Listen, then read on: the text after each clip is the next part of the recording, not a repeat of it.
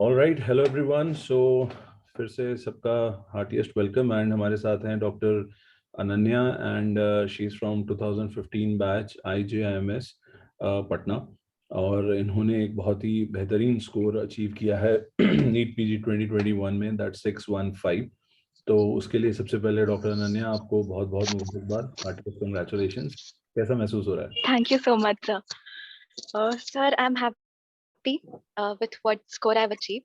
I'm happy that the exam is finally over, and I'm also preparing for the upcoming INI CET exam. So a little bit tense about the upcoming exam also. Okay, चलिए nice. ये बहुत ज़रूरी बात थी कि finally exam आखिर हो गया। एग्ज़ाम से ज़्यादा एग्ज़ाम का इंतज़ार लोगों को परेशान कर रहा था। अनन्या, आप पता है, बहुत सारे इंटरव्यूज़ हो रहे हैं, बहुत सारे लोग बहुत कुछ बोल रहे हैं, बहुत सारे लोग बहुत कुछ पूछ रहे हैं। मैं आपसे कुछ नहीं पूछूंगा, मैं सिर्फ ये सुनूंगा कि आपने पहली बार कब एहसास किया कि आपको MBBS में आने के बाद PG एंट्रेंस की तैयारी करनी है? वो लम्हा, वो मोमेंट, सर क्या सोचा उस सर दिन? MBBS ज्वाइन करने के पहले ही मुझे पता था कि सफर काफी लंबा होने वाला है। पहले नीट UG, फिर नीट PG, फिर NEET SS, and after that also struggle continues. तो MBBS ज्वाइन करने के पहले मुझे पता था कि मुझे नीट PG के लिए अपियर होना पड़ेगा, और हमेशा से मैं तैयार थी हार्ड वर्क करने के लिए। नहीं, आप हार्डवर्क करने के लिए तो तैयार थी, पता भी आपको था, लेकिन जब आपने, लाइक, एक होता है ना MBBS में जब हम आते हैं तो थोड़ा सा एक एक फीलिंग ऑफ रिलीफ होती है। अब जैसे अगर आप PG में जाएंगी हाँ तो शुरुआत में आपको सर। एटलीस्ट एक रिलीफ तो होगा ना, कि एंजाइटी होगी लेकिन एक रिलीफ भी होता है कि चले यार, जो करना था वो हो गया।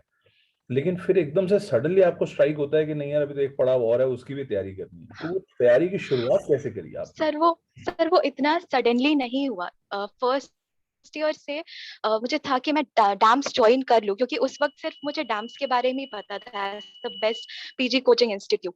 पर उस वक्त पटना में डैम्स फर्स्ट ईयर से कोचिंग पटना में नहीं होती थी, वो सेकेंड ईयर से होती थी। तो मैंने डैम्स ज्वाइन सेकेंड ईयर से किया, और तभी से मैंने अपनी प्रिपरेशन स्टार्ट कर दी। और फर्स्ट ईयर से भी मैं जो भी टॉपिक्स पढ़ती थी, मतलब जो स्टैंडर्ड टेक्स्ट बुक्स है उससे, तो मैं MCQ बुक से उन टॉपिक्स के क्वेश्चंस साथ में सॉल्व करती थी। ओके। तो मुझे वो सारी चीजें रिटेन हो पाती थी। ओके, अच्छा, पहले तो मैं ये करेक्ट कर दूं, हमारा हम जो डैम्स में पटना में फर्स्ट ईयर का भी बेसिक स्टेप कोर्स होता है यस वो। सर। ये जब मैंने ई मेडिकोज ऐप और ज्यादा यूज करना स्टार्ट हुआ, तब मुझे इस बात की अवेयरनेस हुई कि मैं फर्स्ट ईयर से भी डांस कर सकती थी। हाँ, तो बेसिक स्टेप कोर्स होता है और वो पटना में भी था, बट वो बहुत ज़्यादा उस वक्त पे स्टूडेंट्स जो हैं वो फर्स्ट ईयर में वहाँ पे इतने अवेयर नहीं होते थे। तो इसलिए हम लोग उसे रन तभी करते थे जब हमें लगता था कि कुछ स्टूडेंट्स के अंदर अवेयरनेस आ गई है। चलिए, तो अब आपने जब डैम्स ज्वाइन किया तो आपने क्लासेस लगानी शुरू करी, तो वो एक्सपीरियंस ओवरऑल कैसा था? फैकल्टी, क्लासरूम, एक क्लासरूम में आके बैठना, लोगों के साथ बैठना, all that struggle of getting into the classroom, जिसको लोग स्ट्रगल का नाम देते हैं। जैसे आज आज के डेट में लोग कहते हैं अरे बहुत स्ट्रगल है, क्लास में जाना बहुत स्ट्रगल है। लेकिन मैं बताता हूँ, मैंने जहाँ से MBBS की है वो दिल्ली से कुछ तकरीबन 150 पौने 200 किलोमीटर दूर थी वो जगह। तो मैं वो 150 किलोमीटर ट्रैवल करके आता था क्लासरूम के लिए। आज की डेट में अगर हमें किसी को कहना है कि 2 किलोमीटर जाना है तो वह सर बहुत स्ट्रगल है। तो आपका वो स्ट्रगल कैसा था? सर स्टार्टिंग में वो स्ट्रगल स्ट्रगल जैसा लगा। अगर हमें फर्स्ट बेंच की सीट्स चाहिए होती थी, तो हमें 2 घंटे पहले आना होता था लेक्चर स्टार्ट होने से पहले।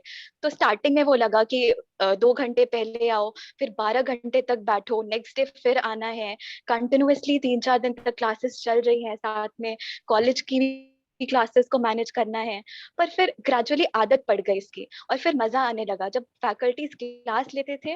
वो उस सब्जेक्ट को बहुत एक नए पर्सपेक्टिव से दिखाते थे, तो पढ़ने में मजा आने लगा। तो वो स्ट्रगल स्ट्रगल जैसा फिर लगा नहीं। इनिशियली वो लगता है कि एक बहुत ही मुश्किल काम हम करने जा रहे हैं, तो वो हिच रहती है, लेकिन एक बार जब हम करने लगते हैं तो हमें लगता है कि नहीं, इट इज डूएबल, चीज डूएबल है। तो जब क्लासेस आप अटेंड कर रही थी, तो जो आप क्लास नोट्स बनाती थी, आप रेगुलर थी क्लासेस अटेंड करने में, नोट्स बनाने में और जाके उन्हें पढ़ने में? सर क्लासेस अटेंड करना और नोट्स बनाना उसमें तो मैं रेगुलर थी, पर इमीडिएटली क्लास खत्म होने के बाद मैं रिवाइज नहीं कर पाती थी, लेकिन विद इन अ वीक मैं उस सब्जेक्ट को रिवाइज कर लेती थी। और जो भी टॉपिक्स कवर हुए होते थे, जैसे कि मेडिसिन में सीवीएस कवर हुआ है, तो मैं उसके क्वेश्चंस जितने हो सकते थे उतने कंप्लीट करने की कोशिश करती थी। और विद इन अ वीक मेरा एटलीस्ट नोट रिवाइज और कुछ क्वेश्चंस मैं सॉल्व कर लेती थी। सॉल्व कर पाते थे, और उन नोट से आपको कॉलेज के सेमेस्टर में, यूनिवर्सिटी में भी कुछ अंडरस्टैंडिंग में तो हेल्प मिलती होगी, आई एम श्योर कि। यस सर, मैंने कभी प्रोफेशनल एग्जाम्स जो यूनिवर्सिटी एग्जाम्स है और नीट पीजी को सेग्रीगेट करके एज अ सेपरेट एग्जाम्स करके नहीं पढ़ा है। मैंने दोनों को साथ में ही पढ़ा है। तो जो मेरे प्रोफेशनल एग्जाम्स रहते थे उसमें भी मैं डैम्स के नोट्स को ही रिवाइज करती थी।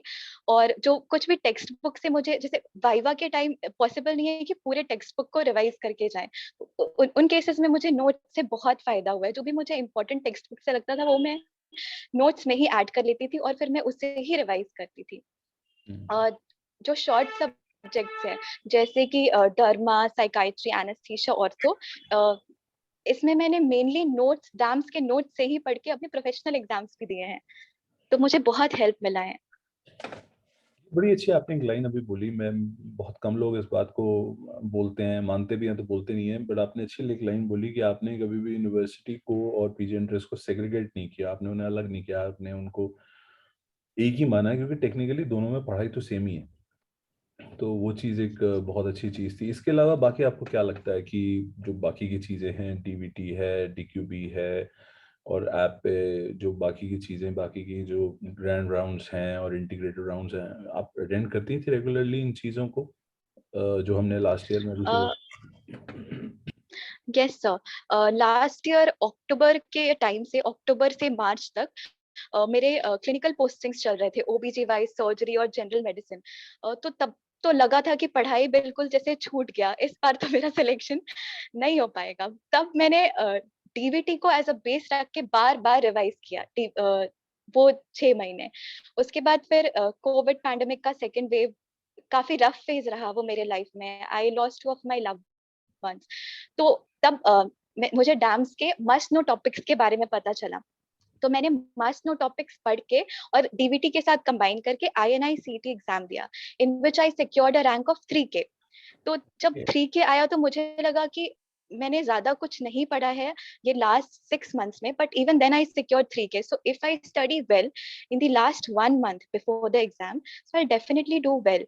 तो मैंने डीवीटी और जो मस्ट नो टॉपिक्स है along with the last series, last mile, उन तीनों को मिला के मैंने एक सेपरेट कॉपी बनाई नोट्स की। तो मैं हर ऑल्टरनेट डे उससे रिवाइज करती थी, सारे सब्जेक्ट्स के कुछ ही पॉइंट्स थे, हर ऑल्टरनेट डे रिवाइज करती थी, और बाकी हर ऑल्टरनेटिव में जीटीज देती थी, और जीटीज को एनालाइज करके जो भी नए कॉन्सेप्ट्स या पॉइंट्स है उससे मैं ऐड कर लेती थी।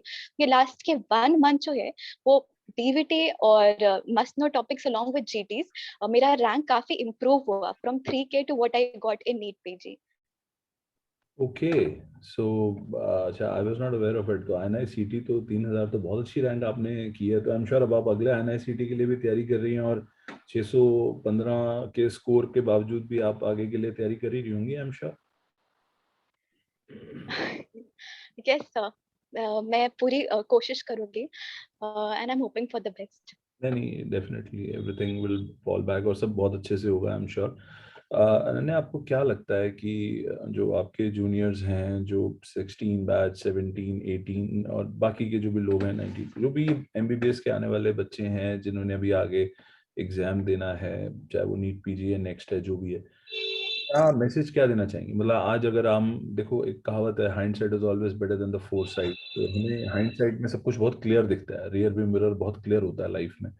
तो क्या लगता है आपको कि आप उसमें आज, मतलब आप आज से 5 साल, 4 साल पुरानी अनन्या को क्या सलाह देना चाहेंगी? मतलब अगर आपको लगे कि आप 4 साल पहले वाली स्टेज पे आप खड़ी हैं, तो आप क्या सलाह देना चाहेंगी, और आपके जूनियर्स के लिए क्या मैसेज देना चाहेंगी कि उन्हें क्या करना चाहिए? सर एक चीज जो मुझे इंटर्नशिप के टाइम पे बहुत मुझे टेंशन हो जाती थी जिस बात की, कि हर दूसरे दिन पता चलता था कि एग्जाम पैटर्न चेंज हो रहा है, कभी 300 से 200 हो गया, अब क्लिनिकल क्वेश्चन ज्यादा आएंगे। तो मुझे लगता है कि ऐसे चेंजेस हमेशा होते रहेंगे, और हमें उन चेंजेस को अडाप्ट करना सीखना होता है, जिसमें हमारे फैकल्टी बहुत हेल्प करते हैं। तो एक चीज है कि अपने फैकल्टीज पे बिलीव रखना, दूसरा खुद पे बिलीव रखना। हमने जो पढ़ा है वो अगर हमने पूरा सिंसियरली पढ़ा है then that will pay off. वो नोट्स को बार बार रिवाइज करना, और बहुत सारे डिस्ट्रैक्शंस होते हैं, बहुत काफी नेगेटिव चीजें आती रहती हैं बीच में, उन पे ध्यान नहीं देना, और जो कर रहे हैं वो करते जाना। साथ ही एक मेंटल हेल्थ का भी ध्यान रखना। स्टडीज के साथ इम्पोर्टेंट है कि हम अपने सोशल लाइफ को, फैमिली को साथ में बैलेंस करें, पढ़ाई करें, पर पेरेंट्स को और फ्रेंड्स को भी टाइम दें। तो एक वो बैलेंस है जो बना के रखना चाहिए, और अपने मेंटल स्टेट को, अपने आप को खुश रखना चाहिए।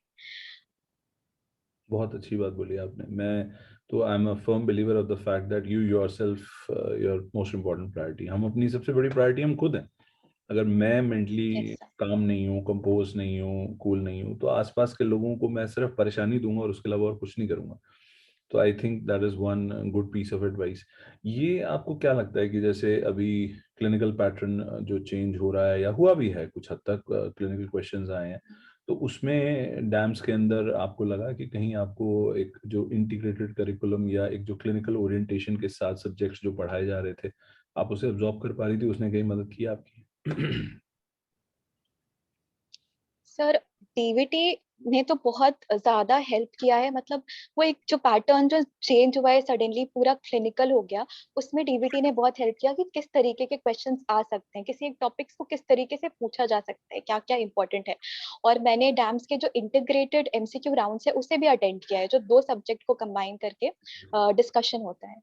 तो वो सारी चीजें, जो क्वेश्चन सॉल्व करने का जो अप्रोच है दोनों सब्जेक्ट के तरीके से, वो चीजें बहुत हेल्प करती हैं अगर नीट पीजी एग्जामिनेशन में देखें। और मुझे इसका फायदा आईएनआई-सीईटी में भी दिखा है।